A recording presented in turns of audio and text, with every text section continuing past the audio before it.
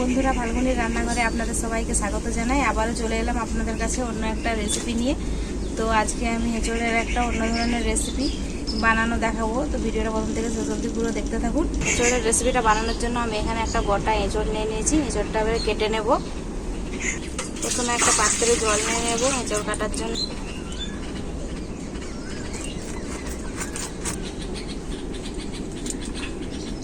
এইভাবে জলে রেখে দিতে হবে। কেটে কেটে মোট জলে ফেলতে হবে, তাহলে এঁচড়ের আঠাগুলো লাগবে না।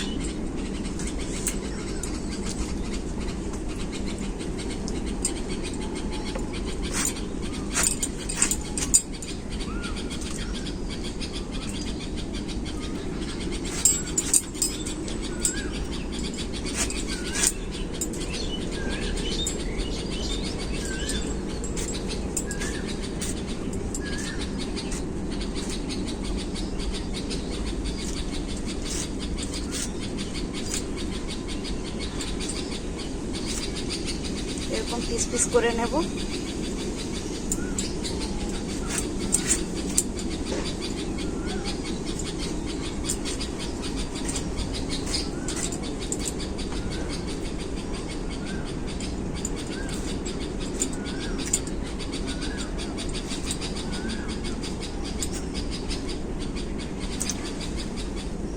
একইভাবে সবগুলো কেটে নেব। আমার এঁচড় সব কাটা হয়ে গেছে, দেখুন এইভাবে কেটে নিয়েছি। আর এইভাবে জলে দিয়ে কাটলে একটু আঠা লাগবে না। এরপর আমি ভালো করে পরিষ্কার করে ধুয়ে নিয়ে চলে আসবো। এঁচড় ভালো করে ধুয়ে নিয়ে চলে এসেছি। এরপর এঁচড়টাতে জল দিয়ে দেব। অল্প একটু হলুদ দিয়ে দেবো এঁচড়টাতে, কারণ হচ্ছে হলুদটা দিয়ে দিলে কালো কালো হয়ে যায়। এঁচড়টা কেটে রাখলে কালো ভাবটা আসবে না। একটা পাত্রে জল নিয়ে নেব। ওই জলে শুকনো লঙ্কা, দারুচিনি, এলাচ, লবঙ্গ, গোলমরিচ, গোটা ধনে, গোটা জিরে, কাঁচা লঙ্কা একসাথে কিছুক্ষণ ভিজিয়ে রাখবো। তারপর এটা ভালো করে বেটে নেব শিলনোড়াতে। ওইদিকে মশলাগুলো ভিজানো থাক, আর এদিকে কড়াইটা বসিয়ে দিচ্ছি উনুনে। অল্প একটু এঁচড়টা সেদ্ধ করে নেব। লবণ দিয়ে দেবো একটু।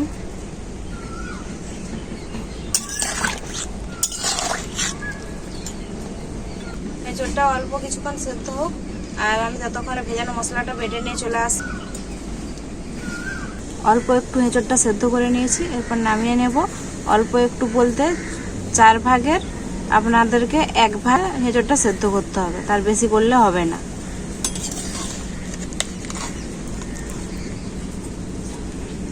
এভাবে ছান্তাই করে ছেঁকে নিচ্ছি।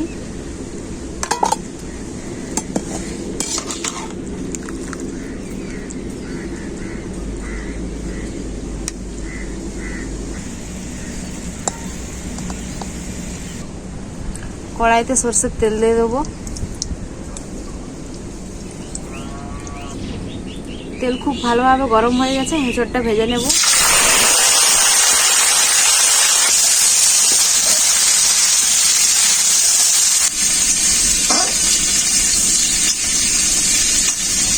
এঁচড়টা খুব ভালো করে ভাজা হয়ে গেছে, এরপর নামিয়ে নেব।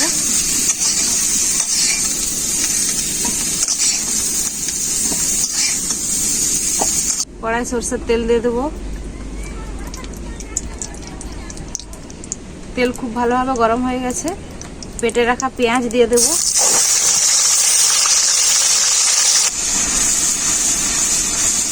এইভাবে ভালো করে পেঁয়াজটাকে ভেজে নিতে হবে, পেঁয়াজের বাটাটাকে।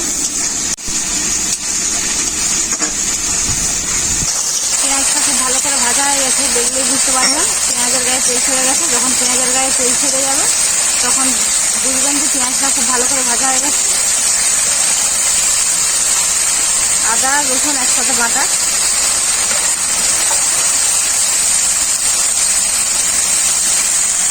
আদা রসুন খুব ভালো করে ভাজা হয়ে গেছে। আধ পাকা টমেটো বাটা দিয়ে দেবো।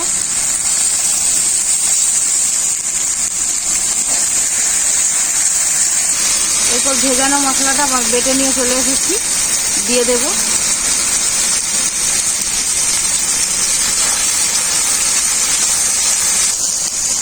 কাশ্মীরি লঙ্কা গুঁড়ো,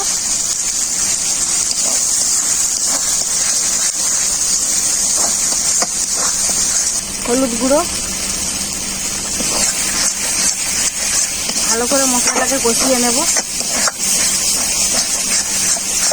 সব কিছু মশলা ভালো করে কষিয়ে নিয়েছি।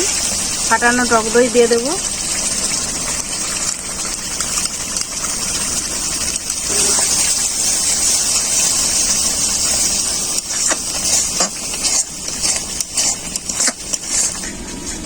টকটাকে ব্যালেন্স করার জন্য আপনারা অল্প একটু চিনি দেবেন, আমি চিনি দিচ্ছি না। একসাথে খুব ভালোভাবে কষানো হয়ে গেছে। ভেজে রাখা এঁচড়টা দিয়ে দেবো। এঁচড়টার সাথে মশলা একসাথে খুব ভালোভাবে কষিয়ে নেব। আর একটু এঁচড়টাকে খুব ভালোভাবে একসাথে কষিয়ে নিয়েছি। জল দিয়ে দেবো এরপর।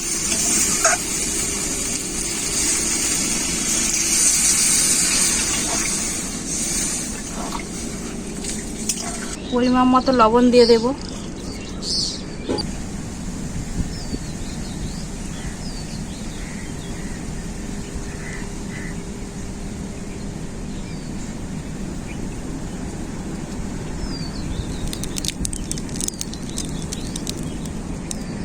মাংস রান্না নাকি কত সুন্দর সেন গন্ধ উঠে মাংস, গাছ পাঠার মাংস হচ্ছে।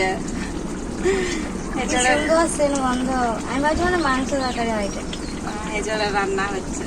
বসো, টেস্ট করে দেখবে কেমন হয়েছে। কত সুন্দর সেন গন্ধ উঠে। আমি সেদিন থেকে আইনি ঘর থেকে। ঝোলটা খুব ভালোভাবে ফুটে গেছে। এরপর ঘি দিয়ে দেবো 1 চামচ।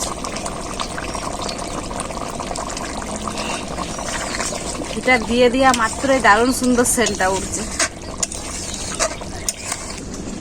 এঁচড়ের রেসিপিটা রেডি হয়ে গেছে। এরপর নামিয়ে দেবো।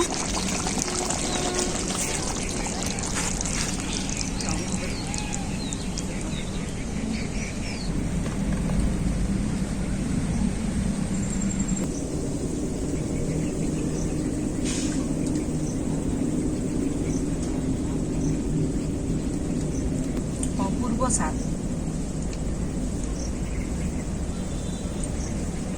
এতটাই স্বাদ হয়েছে কি বলবো বন্ধুরা, মাংসের স্বাদকেও হার মানিয়ে দিচ্ছে।